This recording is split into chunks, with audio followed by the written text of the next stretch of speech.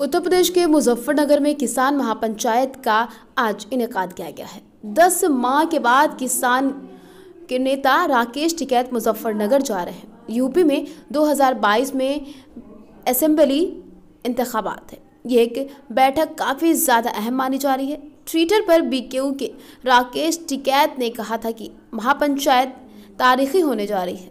राकेश टिकैत ने ट्वीट किया, मुजफ्फरनगर में 5 सितंबर की किसान महापंचायत तारीखी होगी।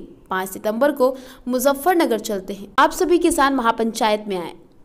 मरकज के 3 कृषि कानून के खिलाफ किसान एहतजाज की अगुवाई कर रहे एसकेएम ने कहा, महापंचायत से साबित हो जाएगा कि एहतजाज को सभी धर्म, मजहब, सूबे और दर्जे के छोटे ताजीर और समाज के सभी लोगों से साथ मिला।